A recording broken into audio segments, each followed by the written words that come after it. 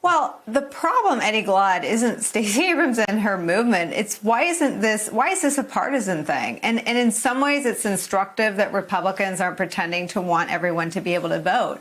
But the Republican moves are antithetical to every other indicator in culture. I mean, I think you can buy a car online. I mean, I bought a tent on my phone that fits 3 sleeping bags, and I was able to. I mean, the idea that we're going to make it harder, lower tech, less access, more time, I mean, that is so opposite the way everything else in the world is moving. And I wonder what you think about the fact that Republicans now in their desperation are saying out loud that it's not about the quantity of votes. It's about the quality of votes. That's what one Republican actually said.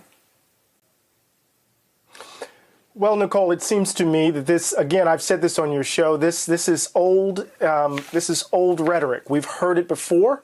The country has struggled with being a truly genuinely multiracial democracy.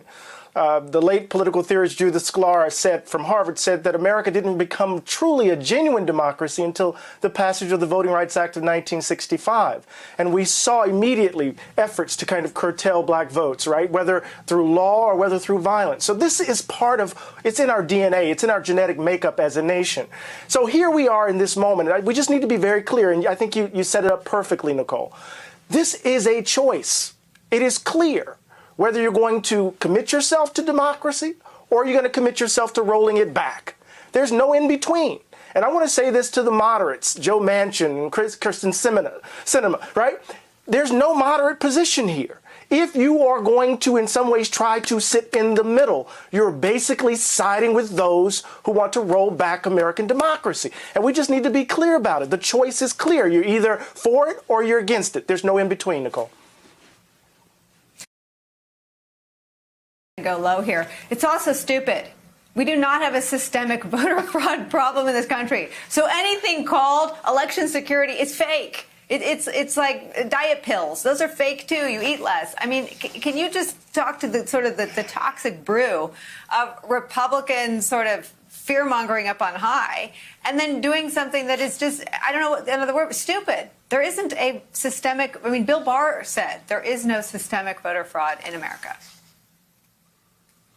I think, Nicole, at the end of the day, there are those who are trying to figure out how to play the Donald Trump playbook. And what is that playbook? You can't expand the electorate by way of the typical actors. So you have to figure out how to attract those disaffected white voters. And the way you do that, you play the cultural wars game. You try to play grievance. You try to play resentment and hatreds and fears.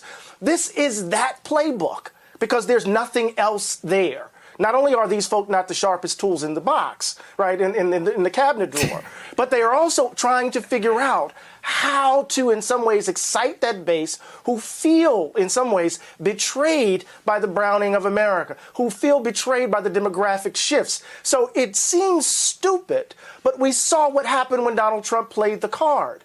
And so what we find ourselves, especially against the backdrop of the reporting in the first segment, Nicole, I mean, this is really an existential crisis for the country as these folks are playing this game. Hey, thanks for watching our YouTube channel. You should know that you can follow today's top stories and breaking news and catch up on your favorite MSNBC shows all in one place. Download the NBC News app today.